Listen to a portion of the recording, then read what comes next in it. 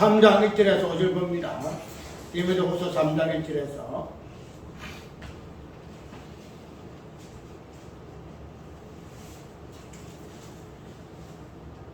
저 뒤쪽에 345페이지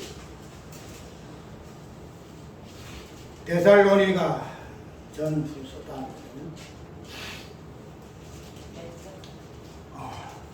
디모데후서 3장 1절에서 5절 내가 이것을 알라. 말세에 고통하는 때가 이르리니 사람들은 자기를 사랑하며 돈을 사랑하며 자긍하며 교만하며 해방하며 부모를 거역하며 감사치 아니하며 거룩하지 아니하며 무정하며 권통함을 풀지 아니하며 참소하며 절제하지 못하며 사나우며 선한 것을 좋아 아니하며 배반하여 팔며 조급하며 자고하며 쾌락을 사랑하기를 하나님 사랑하는 것보다 더하며 경건의 모양은 있으나 경건의 능력은 부인하는 자니 이 같은 자들에게서 내가 돌아서라. 아멘. 오늘 좀 설교가 왔다 갔다 할 수가 있어요. 왔다 갔다 할 수가 있는데 그런 부분들이 전부 다 연결되는 부분이니까 혼란이 없었으면 좋겠는데 일단은 뒤에 내려 있는 것으로 오늘 원제목은 말세의 유발자예요. 말세의 유발자.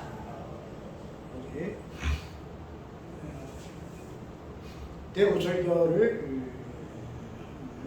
내가 복음의 관점에서 새로 각색한 설교예요. 그래서 그 설교 제목을 창세론과 그 말세론 이 부분인데 오늘 전체적인 내용은 말세에 나타나는 그 고통의 그 의미, 그 다음에 그러한 고통으로서의 그 5절에 나오는 경건의 그 모양과 그 능력에 있어서 그 부분이 어떻게 설명되어지고 있고 그런 부분들이 이제 조금 간단하게나마 성화와 그 영화의 그 관계적인 부분을 살펴보려고 해요. 왜냐하면 경건의 그 모양과 그 능력이라는 이 부분이 오늘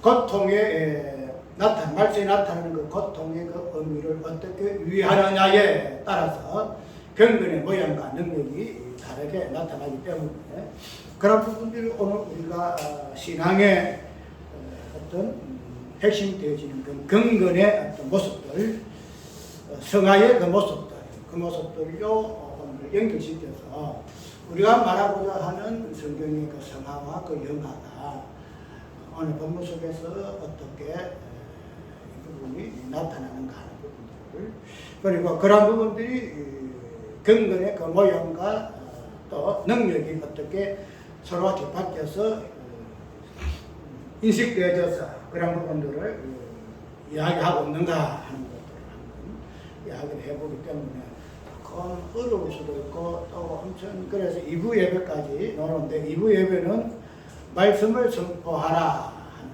그 부분 말씀 선포와 그 때의 관계에서 말세 유발자의 그 부분이 어떻게 또 이어져 나가는가 하는 부분까지 이렇게 연결시키는 그러한 내용들이에요.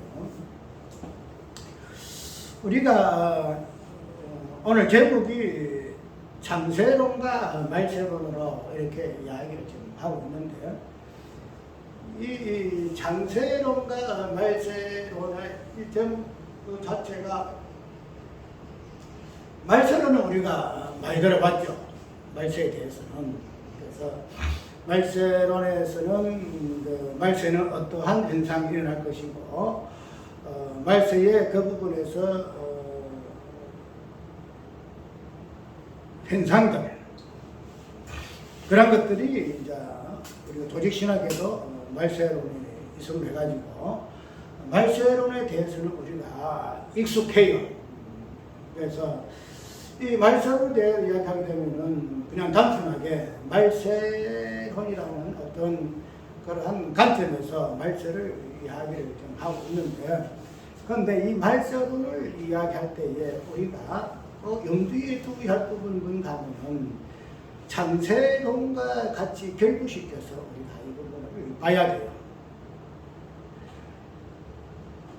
단순하게 그냥 말세론이라는 부분에서 시간의 끝을 의미하는 부분으로 말세를 이야기해서 성경에 나타나는 그 말세의 어떤 개념을 이야기를 하게 되게 되면 우리가 말세라는 이 부분은 어떤 시간의 어떤 결과적인 부분에서 시간의 어떤 종착적인 그 부분을 말세의 개념으로 우리가 이야기를 많이 하잖아요. 그런데 그런 부분을 보게 되게 되면은 말세의 종착점은 있는데 말세의 시간의 시작점은 없다는 거죠. 시간의 그 종착 기준 말세는 분명히 말세라는 개념으로 보여내지는데 시간의 시작이 되어지는 그 부분이 없음으로 말미암아 진정한 시간의 어떤 종착이 되어지는 그 말세의 개념을 온전히 드러낼 수 없다는 거죠. 그래서 그런 부분에 대해서 우리가 말세론과 같이 연결시켜서 이 부분을 시작을 이야기하지 아니하고 어떻게 이야기를 했죠? 우리가 창세론이라는 개념보다 우리가 창조론을 이야기만 했죠. 창조론. 그 창조론을 이야기하게 되게 되면은 처음에 그 시작이 무엇으로 시작했는가? 그 하나님이 어떠하시 일하신 그런 부분을 창조론이라는 표현으로 시작을 많이 했잖아요. 그런데 이 창조론을 이야기를 하게 되어지게 되면은 말세의 어떤 개념을 정확하게 풀어내지는 못해요. 그냥 창조라는 이 개념 속에서만 하나님의 그 창조에 어떻게 했다 하는 부분을 이야기하고 있지, 말세에서 나타나는 이 부분과 연결을 시키지는 못해요. 그렇기 때문에 그런 부분을 우리가 말세의 어떤 그 개념, 말세의 현상, 말세에 나타나는 하나님의 그 일하심을 우리가 알기 위해서는 말세의 그 시작이 되어지는 그 창세론을 우리가 같이 이야기를 해야만이 말세에 말하고자 하는 성경의 모든 개념들이 이해가 될 수가 있다. 이렇게 우리가 이해를 하면 된다는 거죠. 그래서 왜 이렇게 말세론을 창세론과 이렇게 시작과 끝을 이렇게 연결시켜서 이야기를 하는가 하면은, 우리가 오늘 본문을 보게 되면 어떻게 표현하고 있죠? 내가 이것을 알라 말세에 고통하는 때가 이르리니, 이렇게 이야기하고 있죠. 말세에 고통하는 때가 이른다, 이렇게 이야기한다는 거죠. 오늘 본문 속에서 사도 바울이가 디모데에게 저번 주에 이야기했죠. 디모데는 지금 어디서 목회하죠? 에베소 교회에 목회한다는 거죠. 그러면 오늘 여기에서 말하고자 하는 본문 속에서 그 내용 의미는 에베소 교회에 나타난 여러 가지 잘못된 교훈들, 또 이단의 어떤 그 교리들, 또 이단의 어떤 선지자들, 이 부분에 대해서 옳은 교훈의 말씀을 가지고 바로 잡아나가는 이 부분을 이야기하는 부분인데, 오늘 이 창세론과 그 말세라는 이 관점에서 고통의 어떤 개념을 집어넣음으로 말미암아서 이 에베소 교회에 퍼지고 있는 그 경건의 그 능력, 경건의 어떤 능력과 경건이라는 이 개념이 어떻게 모양으로 나타나고 능력으로 나타나는가, 이 부분을 지금 설명하기 위해서 이렇게 본문을 시작하고 있다는 거죠. 그래서 아까 이야기한 대로 단순하게 창세와 말세 이 부분을 거치는 것이 아니고, 이 부분이 시작을 해서 고통이 어떠한 의미에서 말세에 또 창세에 이 부분이 계획되어 있는가, 그리고 이 부분에서 어떻게 말세에는 경건이, 즉 고통이 모양과 능력이라는 이 부분으로 나뉘어지는가 하는 부분으로 우리가 한번 살펴볼 것이에요. 야인 그대로 말세에는 분명히 고통의 때가 이른다 이렇게 이야기를 좀 하고 있는데, 그러면은 우리가 이때까지 알고 있기로는 말세에는 고통이 말세론이라는 이러한 관점에서 우리가 좀 익숙한 개념들이죠. 그런가 하면은 우리가 계시록에 봐줘도 말세의 이 부분을 설명하기로는 말세의 마지막이 어떤 한란이라든지, 그죠? 마지막 한란이라든지, 그 다음에 하늘과 땅에 나타나는 다양한 현상들을 통해서 이 창조세계가 어떻게 고통의 어떤 종말을 취하는가 하는 부분을 우리가 계시록을 보게 되면은 나타난다는 거죠. 그렇기 때문에 우리가 이 계시록에 말하고 있는 그 말세의 현상들, 또 마태복음 나타나는 이런 말세의 그 징조들, 이런 부분들은 분명히 어떤 고통의 개념을 포함하고 있다는 거죠. 그러면은 말세에는 분명히 고통의 때가 이를 것이다 하는 부분은 우리가 굳이 이야기를 안 해도 이해를 할 수 있다는 개념이죠. 그래서 우리가 말세에는 필히 뭐가 어떤 개념이 등장하는가 하면 고통이라는 이 개념이 등장할 수밖에 없다는 거예요. 말세는 고통의 때가 이럴 것이고, 그냥 고통이 아니고 고통의 그냥 걱정, 고통이 말할 수 없는 그 고통, 그 고난의 그 의미가 말세에는 과연 고통이 무엇인가, 고난이 무엇인가 하는 부분이 여과 없이 드러나는 때가 말세라고 우리가 이해를 좀 할 수가 있다는 거죠. 그런데 우리가 아까 이야기한 것도 이 말세의 개념은 왜냐면 창세로는 어떤 시장의 어떤 개념과 같이 맞물려 있다는 거예요. 단순하게 말세니까 말세에만 나타나는 현상으로서 고통을 우리가 이해를 해서는 아니 되고, 이 말세는 창세와 맞물려 있기 때문에 이런 부분에서 말세에 나타나는 이 고통이 창세에서는 어떠한 개념으로 나타났는가 하는 부분을 우리가 살펴보아야 한다는 거예요. 그런데 이때까지 우리가 이 창세에 대한 개념을 창조론을 보게 되면은, 하나님께서 첫 창조에서 하나님께서 이렇게 하셨다라는 관점에서만 창조를 이해했잖아요. 그런데 우리가 오늘 말세에 있는 개념과 창세의 개념을 맞물리고, 그 다음에 말세의 하나의 뚜렷한 현상이 되는 고통의 개념을 이 창세의 개념에는 어떻게 나타나고 있는가 하는 부분을 살펴보게 되게 되면은, 우리가 창조론에서 이해하고 볼 수 없는 그러한 개념을 이 말세에서 나타나는 고통의 개념 통해서 창세가 무엇이며 창조가 무엇인가 하는 부분을 우리가 깊이 있게 한번 들여다볼 수 있다 이 말이죠. 단순하게 창조가 하나님의 어떤 무엇을 만들었던 그런 관점에서 창조가 아니다 이 말이죠. 그래서 그런 성경에서 말하고 있는 창조가 무엇인가 하는 부분을 이해하기 위해서는 그 창조에서부터 시작되어지고 있는 그 개념이 어떻게 말세에 이 부분이 어떻게 풍성에 드러났는가, 여과시 드러났는가, 그냥 아낌없이 이 부분이 드러나는가 하는 부분을 충분히 이해할 수가 있다는 거죠. 근데 그것이 창조로만 가지고서는 이 부분을 이해할 수가 없어요. 왜? 창조로는 말세론을 가지고 이해를 안 하잖아요. 근데 창조로는 창조만 가지고 이야기를 해요.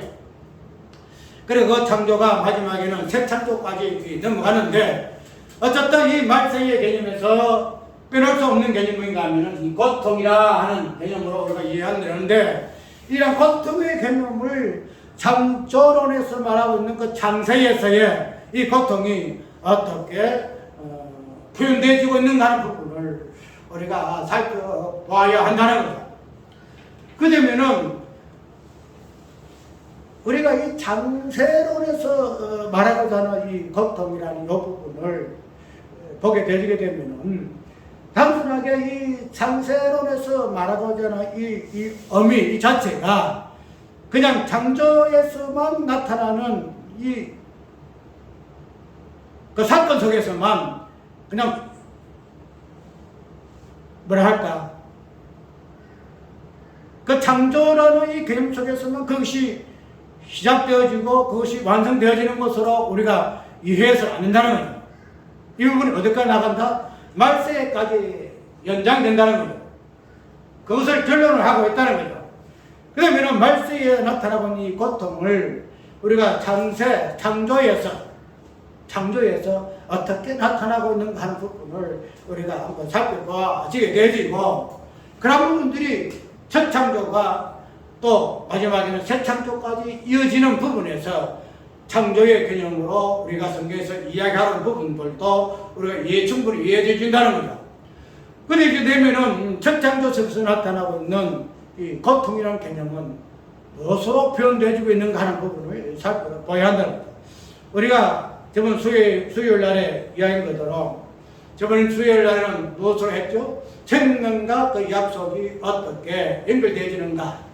단순하게 율법과 복음의 관점에서 약속과 성취가 아니고 생명이라는 이 개념이 예수 그리스도 안에 있는 개념으로 우리가 이해하고, 이 생명의 약속이라는 개념이 예수 그리스도 안에 있다가 밖으로 유출되어지는 부분으로서 약속이다. 그러면은 안에 있는 생명이 밖으로 유출되어짐으로 인해서 그 생명이 어떻게 되어진다? 죽음이라는 개념으로 우리가 표현되어지고 있다. 이렇게 이야기를 했죠. 그래서 예수 그리스도 안에 있는 그 생명이 약속이라는 그 언약이라는 그 개념을 통해서 죽음의 현상으로 우리에게 주어졌다. 그렇게 우리가 이해를 했죠. 그래서 안에 있는 생명이 겉으로 유출되지는, 그래서 구약에 도와주면 유출병이 있잖아요. 유출병이 있어요. 그 유출병이 있으면 굉장히 부정하거든요. 안에 있는 것이 밖으로 나오는 것. 그런 부분들을 우리가 이야기적으로 우리가 보여주는 부분인데, 어쨌든 우리가 이 창세론에서 말하고자 하는 이 고통이라는 이 개념도 단순하게 그냥 창조론에서만 말하고자 하는 이 창조의 어떤 사건들, 그 내용들만 이해해서는 아니 되고, 창세론에서 말하고자 하는 이 의미, 그 의미가 말세론에서 이어지는 나타나는 그 고통의 의미가 어떻게 표현되어지고 있는가 하는 부분을 살펴보게 되면은, 태초에 하나님이 이 천지를 창조하시니라 부분으로 시작하잖아요. 그 다음에 땅이 공허하고, 저번 했던 그대로 공허하고, 그러죠. 공허. 그 다음에 혼돈하고,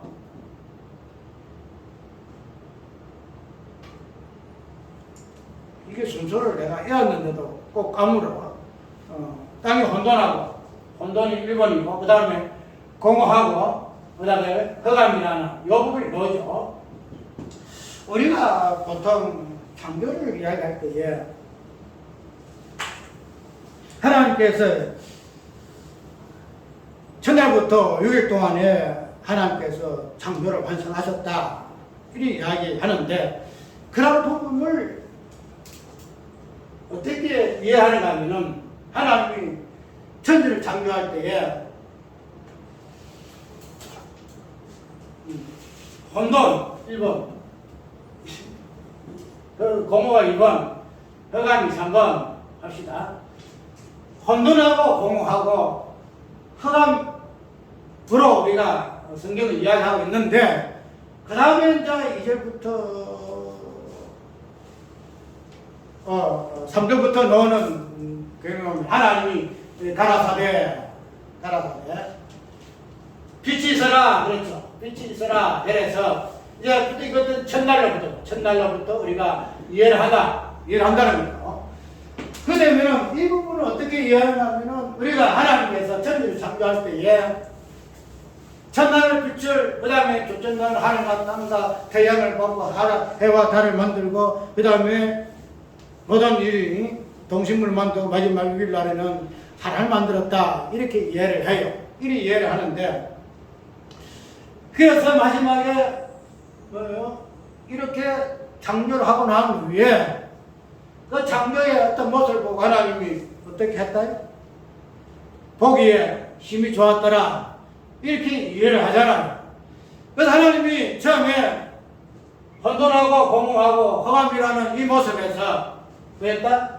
빛을 만들고 해를 만들고 달을 만들고 그 다음에 마지막에 인간을 만들어서 그것이 굉장히 보기에 좋았다. 이렇게 창조의 어떤 모습을 이해를 하잖아요. 그런데 우리가 이때까지 어휘한 부분이 뭔가 하면은 혼돈하고 공허하고 흑암이라는 요 개념과 하나님의 삼질에서 표현되어 있는 창조의 어떤 내용물들과의 이 관계성을 단절을 시켰어요. 하나님이 처음에 땅이 혼돈했더라. 공허했더라. 흑암이더라. 이런 부분을 1차적으로 놓고 그 다음에 이러한 상태 속에서 뭐하더라? 하나님이 빛을 만들고 이렇게 시작해서 그 완성된 부분을 하나님이 보시기에 힘이 좋았다. 왜 힘이 좋았을까? 혼돈하고 공허하고 흑암이라는 이 상태에서 하나님이 빛을 만들고 그냥 아름답게 당신의 선하신 뜻대로 창조를 해나가는 부분을 보니까 그것이 힘이 좋아서 하나님이 창조의 부분을 그렇게 설명한다는 거죠. 그런데 악한 관계대로 우리가 첫 창조의 이 창세론에서 나타나는 이 첫 창조의 모든 그 내용들은 왜요? 말세론에서 나타나고자 하는, 표현하고자 하는 고통이라는 것이 무엇인가 하는 부분을 우리에게 보여주는 개념이다 이 말이에요. 쉽게 말해서 무엇을 말하는가 하면은 창세론에서 말하고자 하는 이 개념은 또 그 창세론에서 또 하나님의 그 일하신 모든 행위들은 근원적으로 말세에 나타나는 고통의 의미가 무엇인가 하는 부분을 보여준다는 겁니다. 이해갑니까? 우리가 이 부분을 빼고 하나님이 첫 창조석에서 첫날부터 6일 동안에 하나님이 천지 창조를 하셔서 힘이 좋아서 이런 부분을 보게 되게 되면은 그냥 하나님이 뭐예요? 창조의 그 일하심을 보고 그냥 선하심 이야기하고 그러잖아요. 그런데 분명히 이렇게 하기 전에 뭐예요? 혼돈과 공허와 흑암이라는 그 개념 속에서 하나님이 당신의 창조 행위를 해나가신다는 거예요. 그러면은 땅이 혼돈, 공허, 흑암 이 가운데서 이런 내용으로 채워졌는데 그러면은 이런 개념들 속에서 마지막에 첫 창조석에서 나타나고자 하는 것이 말세에 나타나는 고통의 뜰을 의미하기 위해서는 뭐가 연결이 되어야 돼요? 혼돈의 개념과 공허의 개념과 흑암이라는 개념과 맞물려야 돼요. 이 부분은. 쉽게 말해서 하나님이 6일 동안 첫날부터 6일 동안 창조하신 그 모든 창조물은 무엇을 보여주기 위해서? 혼돈이 무엇인가? 공허가 무엇인가? 흑암이 무엇인가 하는 것을 보여주는 내용물이더라 이 말이에요. 자, 우리가 혼돈, 흑암, 공허 이 부분이 무엇을 의미할 것 같아요? 우리 말세에서 나타나는 고통의 의미가 무엇인가 하는 부분을 시간에 시작이 되는 그 창세론, 창조와 행위에서 말세에 나타나는 고통이 무엇인가 하는 부분을 보여주는 부분으로 이해를 해야 한다는 거예요. 왜? 창조는 그냥 말세와 연관 없는 거 아니다 말이에요. 시간의 시작이요 시간의 끝이 말세이기 때문에 말세가 고통으로 포인되어질 것 같으면은 그 말세의 시작이 되어지는 창세도 고통이 무엇인가 부분을 보여주는 개념입니다. 고통이 무엇인가. 그래서 우리가 이때까지 알고 있던 창조론의 모든 것들이 수정해야 돼요. 그냥 단순하게 전날에 하나님 빛을 만들고 뭐 하늘과 땅과 만물을 만들 인간을 만들었다 하는 그런 관점에서 하나님이 창조주 하나님이시다. 우리는 그저 우리시다. 이런 것을 뭐 그래 안다는 거예요. 왜냐하면 왜 하나님께서 첫 창조에서야 이런 일을 하셨을까? 그런 부분들이 왜 말세 고통이라는 이 개념으로 우리 이해할 수밖에 없게 되길 때는 이 창조의 행위를 한순간에 하나님이 하늘과 땅을 만물을 창조하셨다라고 막 이해해서는 안 될 그 당위성이 여기 있다는 거예요. 왜? 말세론과 창세론이 연결되지 않으면 말세론 말세되지 않아요. 왜? 왜 그럴까요? 말세는 시간의 시작에서부터 끝이 말세예요. 그러면은 말세가 시간의 시작되는 창세와 연결되지 아니하면 말세 개념이 성립 안 된다는 거예요. 그러면 말세는 고통이라는 개념으로 표현되어지는데 시간의 끝이 고통일 것 같으면 시작되는 이 첫 창조도 첫 창세도 뭐예요?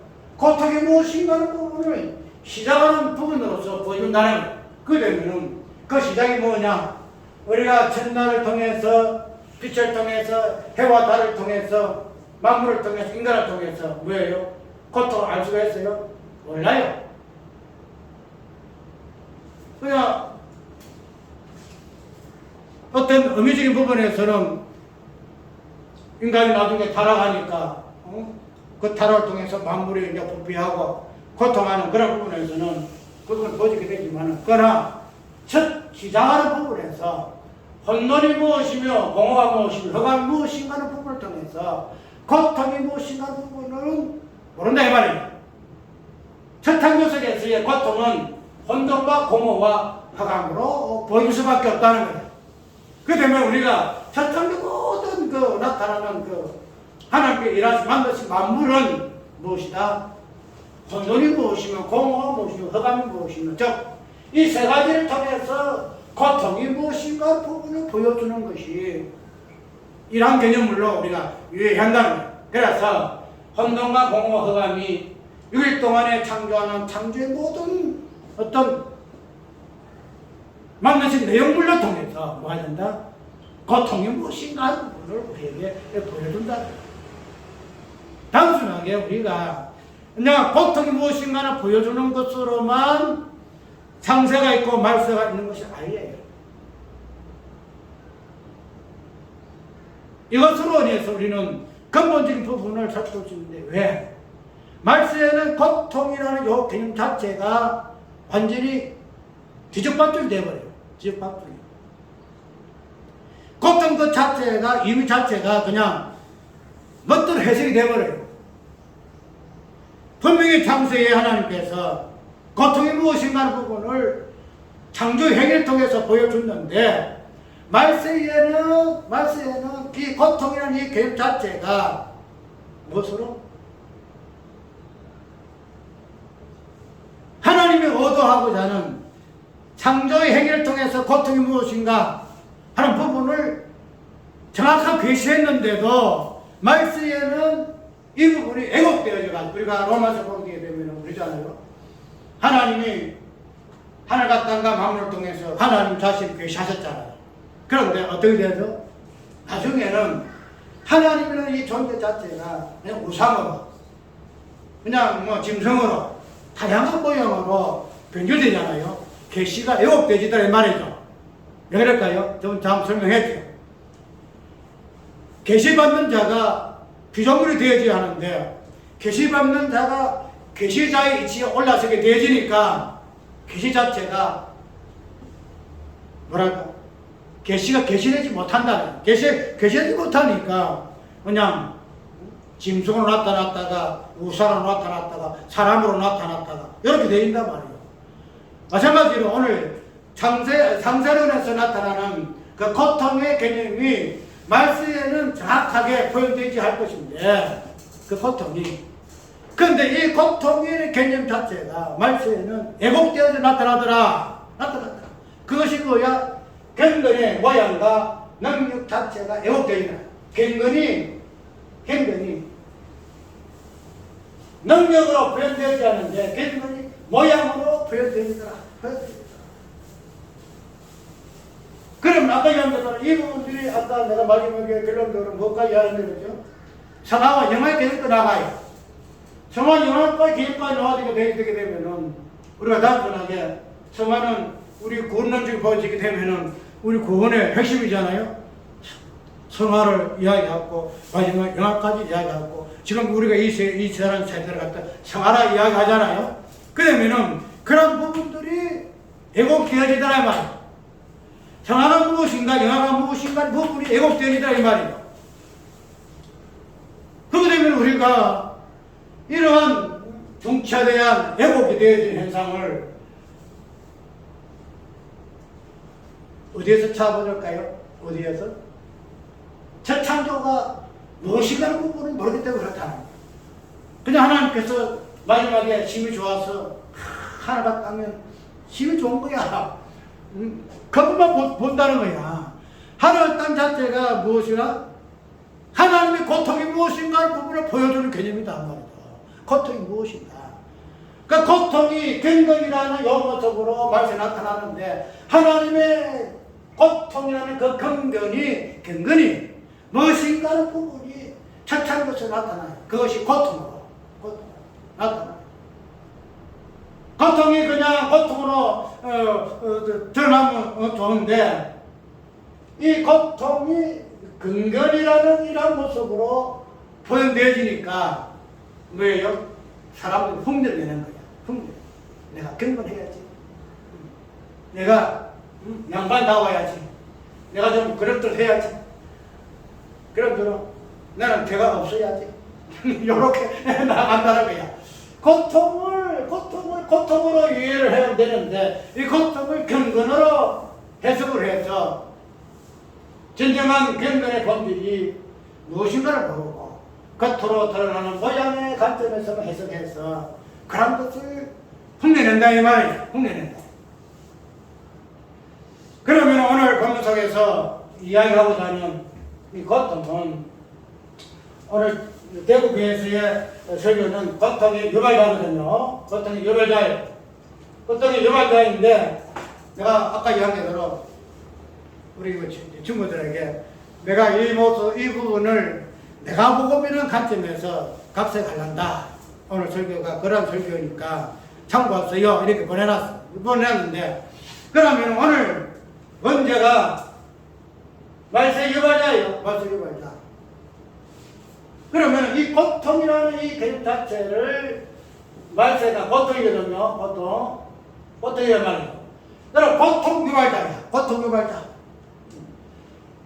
이 부분이 은제의 내용이고 그 다음에 나는 이 부분을 장세와 말세의 개념을 연결시켜서 말세에는 고통이 본질이기 때문에 이러한 고통의 시작은 무엇이냐? 장세부터 찾아야 한다. 그러면 그 장세의 고통의 개념이 무엇으로 나타나느냐? 혼돈과 공허와 흑암이구나. 그러면은 천상의 모든 그 행위를 고통의 개념으로 이해해야 한다. 고통 개념으로. 우리가 그냥 단순하게 아이고 하나님 만물은 힘이 좋아. 그래서 옛날에 어떤 친구하고 이야기할 때에 아니 그 첫창조가 미진할 것 같으면은 좀 모자랄 것 같으면은 하나님의 힘이 보기 좋았다 했는데 그러면 그걸 어떻게 그걸 위할 겁니까? 하나님이 그 첫 창조가 완벽한 창조인데 그래서 하나님께서 보기 힘이 좋았다고 이렇게 표현하고 있는데 그러면은 목사님 그 부분을 어떻게 해석하려합니까? 왜 목사님 아직까지 창조의 위한성으로 이야기합니까? 이래요. 근데 우리가 이야기한 대로 율법도 선한기거든요. 율법 선해요. 율법도 아름다운 거예요. 율법이 그냥 저거는 못된 거다, 잘못된 거다 이런 건 거 아니에요. 그 율법은 뭐예요? 죄를 떠누고 죽음을 선고하는 것이 율법이야. 근데 율법도 선하다 그랬거든. 그러면 하나님 첫 창조의 세계에서의 선한 것이 죄도 없고 죽음도 없는 것만 하나님이 선해 좋았다 할 것 같으면 왜 그렇게 율법을 선한 걸 했어? 이야기해보세요. 왜 율법을 선한 걸 했을까? 그 죽음이고 죄가 왜 선한 게 했을까? 우리가 첫 창조 속에서 나타나는 이 하나님의 이 고통이라는 이 개념, 당연하게 그냥 뒤에 만물이 그냥 이렇게 보기 좋은 거 충만하시니 하나님의 어떤 선하신 부분으로 우리가 이해를 하는데, 첫 창조에서 나타나는 이 하나님의 어떤 그 만물의 그 만드신 거, 뭐 다른 말할 거 없어요. 고통이 무엇인가? 어떤 것인가? 이 부분을 보여주기 위해서 하나님께서는 처음 시작에는 혼돈과 흑암의 깊음 위에 있고, 이 부분을 그래서 이러한 혼돈과 공허와 흑암이라는 이 고통이 무엇으로 하나님이 6일 동안 만드신 모든 만물을 통해서 하나님의 고통이 무엇인가 하는 부분을 보여주더라 이 말이죠. 그 부분을 말세의 유발자가 드러낸다 이 말이에요. 말세에는 그런 부분을 우리가 고통을 그러나 창조의 어떤 부분들을 가지고 이야기를 하고 있는데, 그럼 진정한 고통은 뭘까요? 진짜 고통. 우리가 재창조도 우리가 예수 그리스도의 창조를 보잖아요. 재창조도 우리가 예수 그리스도 창조를 보잖아요. 그러면은 재창조에서 나타나는 예수 그리스도 그 세계, 예수 그리스도 그 구속. 그러면 재창조에서 나타나는 예수 그리스도의 그 모든 것들은 고통의 개념으로 드러나는데, 이 고통의 개념이 말세에는 어떻게? 그 고통이 어디에서 충만히 드러나죠? 어떻게 고통이 무엇인가 하는 부분이 막 까지우졌지요? 고통이라면 단순하게 우리가 그냥 통과하는 통증을 그냥 이렇게 느끼는 그런 관점에서 고통 아예 생에서 말하는 고통, 그 고난의 개념은 우리가 예수를 십자가에서 하나도 나잖아요. 그 되면은 첫 창조의 그 고통도 말세에 나타나는 이 고통도 뭐예요? 그 고통의 핵심이 되어지는 예수 그 십자가, 그 십자가가 고통의 본질이다 이 말이에요. 고통의 본질. 근데 말세에는 그 십자가의 고통이 적나라하게 드러난다. 때가 이르니. 단순하게 이 말세의 개념을 우리가 시간 개념으로 아직까지 말세가 끝이 안 돼서 이 개념 알잖아요. 예수께서 이 땅에 오신 것 자체가 말세거든요. 말세의 아들로 말씀하셨다. 예수님 오신 것 자체가 정말이에요. 그 되면은 예수님 말세의 고통이라는 이 개념 자체가, 고통 때라는 말 자체가 예수께서 말세에 나타나시는 그 십자가의 그 고통, 그 고난, 그 죽음, 그 자체를 의미한다고 우리가 이해를 할 수가 있다는 거예요. 그 되면은 오늘 디모데 후서에서 사도 바울이가 디모데에게 이야기하고 뭔가 하면은 말세에는 고통의 때가 이른다. 그런데 이 고통의 때가 어떻게 변질이 되는가 하는 부분을 이야기 좀 하고 있다는 거예요. 고통의 때가. 지금 말해서 고통의 본질이 되는 그 십자가가 어떻게 변질이 되는가 하는 부분을 이야기한다는 거예요. 십자가는 고통이 어떻게. 그러면 오늘 본문 속에서 십자가의 고통이 어떻게 변질이 되는가 하는 부분을 한번 살펴보자고. 우리가 그 뒤에 디모데후서에 쭉 보게 되시면은 고통의 개념이 좀 나오죠. 고통의 개념이 설명 쭉 나와요.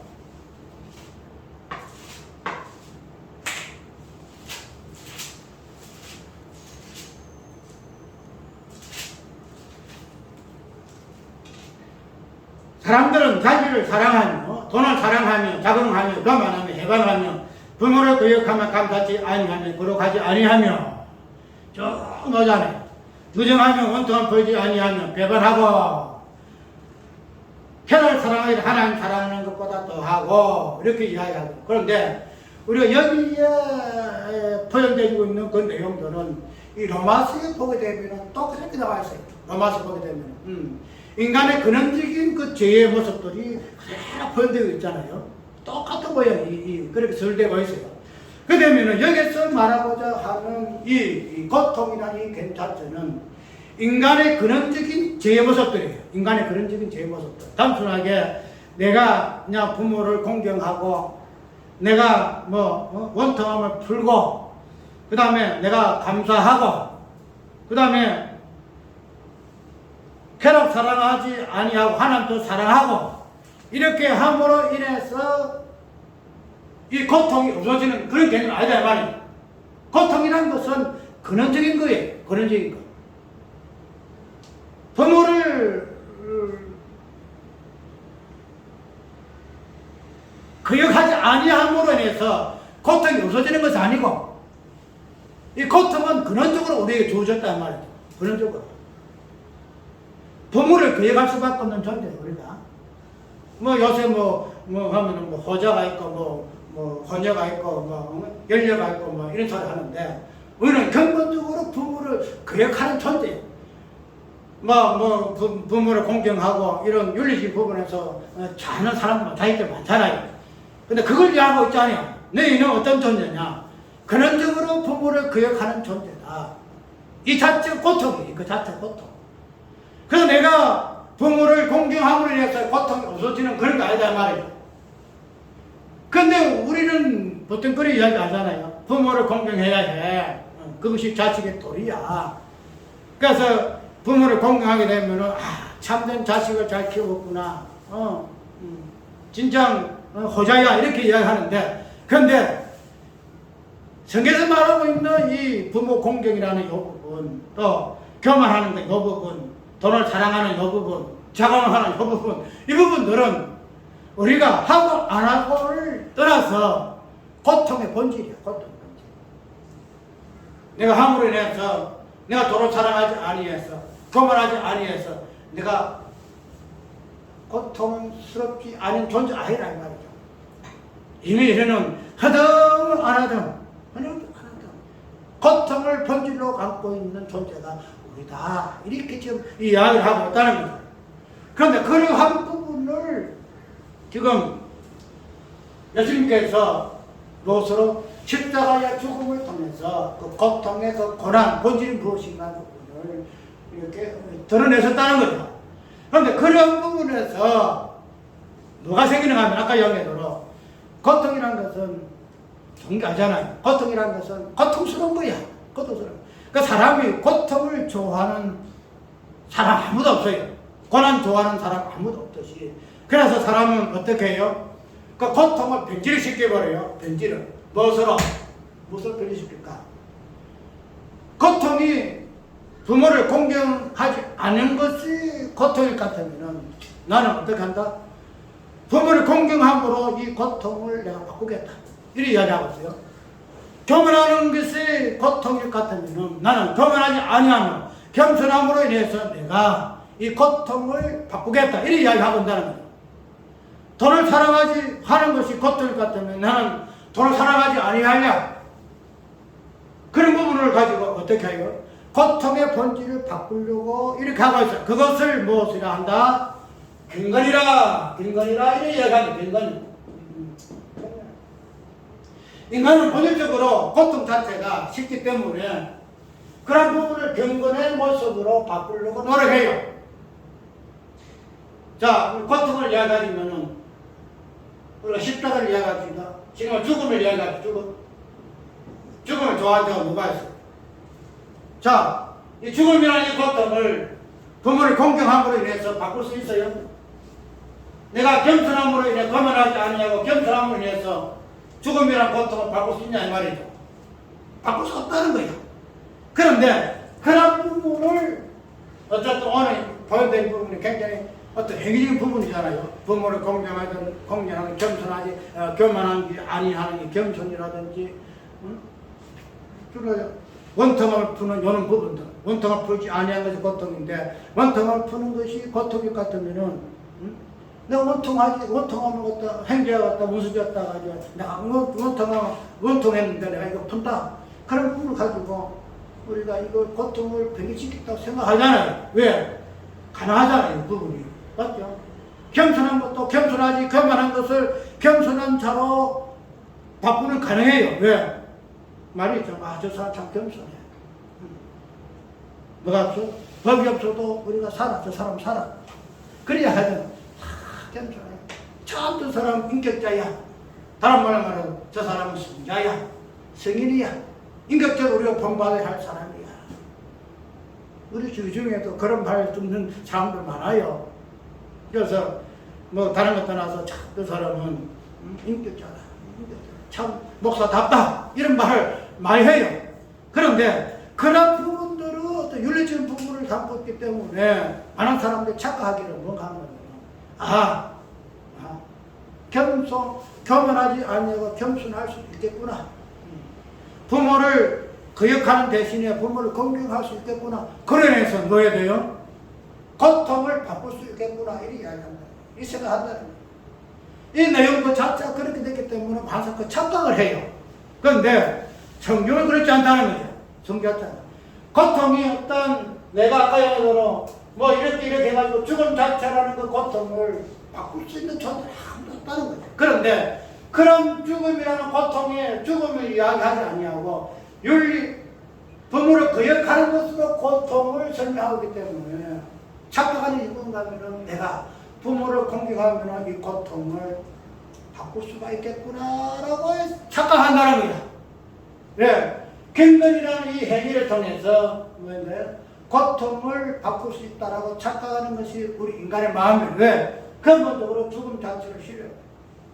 그래서 그런 부분들이 일단 행위라는 부분으로 이렇게 나타나게 되어지는데 그걸 통해서 사도 바울이가 디모데에게 뭐라고 경고를 하고 있는가 하면은 경건의 모양은 있으나 모양은 있으나 뒤에 오는 성화의 부분은 조금 어렵겠네. 경건의 모양이 있으나 경건의 능력은 뭐한다? 없더라 이거야. 경건의 모양이 있다. 그런데 능력은 없더라 이렇게 이야기한다는 거야. 능력 없더라. 그러면 경건의 모양이 뭘까? 경건이라는 것은 우리 인간의 부모를 공경하는 행위, 겸손해지는 행위, 무정함을 푸는 행위, 쾌락 사랑을 하나님도 사랑하는 이 행위를 경건의 모양이거든요. 경건이거든요. 그런데 경건이라는 이 부분에서 모양을 취한다는 거예요. 모양.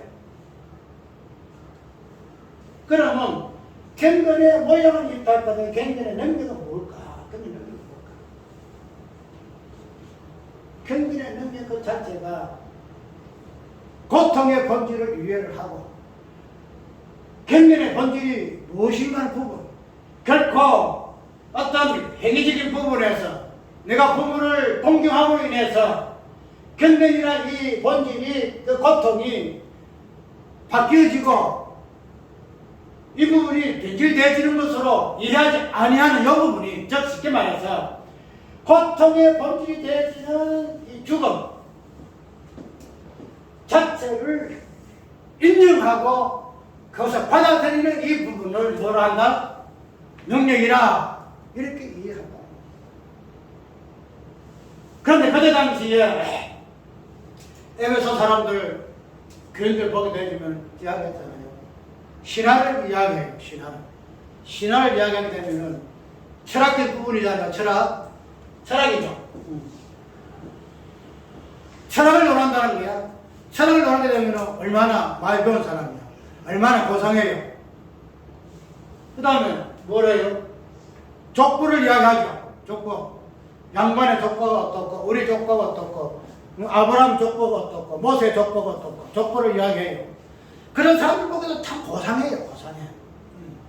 그들의 모습 속에서는 뭐가 없어요? 고통이 없어요. 왜? 그 고통을 경건이라는 신앙의 어떤 모습으로, 족보를 연구하는 여러 모습으로, 율법을 연구하는 여러 모습으로, 거룩의 모습으로, 거룩 하층하는 그런 모습으로, 외식이라는 이 모습으로 보여지기 때문에 뭐지? 모양은 있으나 능력은 없더라. 그런 부분에서 어떻게 강하게 돌아서라. 고통은 그런 고통이 아니다. 경건은 그런 것이 아니다. 경건이라는 것은 고통의 본질이 무엇인가? 말세에 나타나는 예수 그리스도의 그 죽음의 고통을 위하고 그 부분을 온전히 받아들이는 것이 경건의 능력이다. 그 능력이다. 그런 부분을 오해하고 경건의 모양을 가지고 흉내내는 그런 자들에게 너는 어떻게 해야 될까? 돌아서라.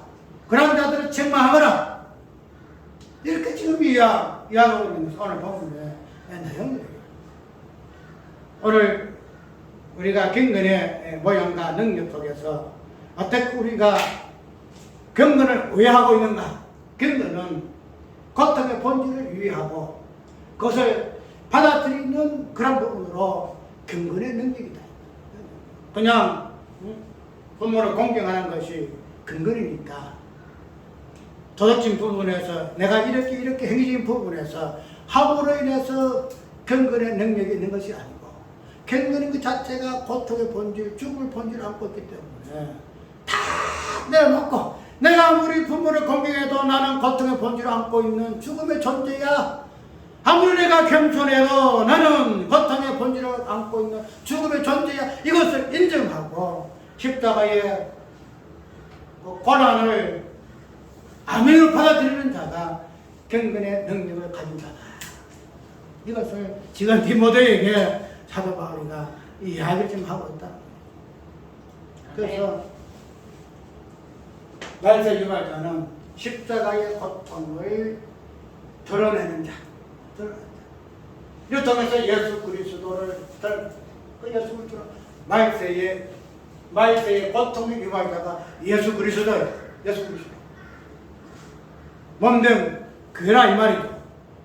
그래서 우리가 단순하게 말세의 개념을 그냥 말세는 고통의 때가 이른다. 그 부분 보지 말고 이 말세가 말세되기 위해서는 오늘 우리는 말세 유발자, 고통을 드러낸 그런 존재로서 말세가 말세되어진다는 말씀 말입니다. 꼭 기억하고 일단 오예배 이 부분을 잠깐 보내주시고 찬송가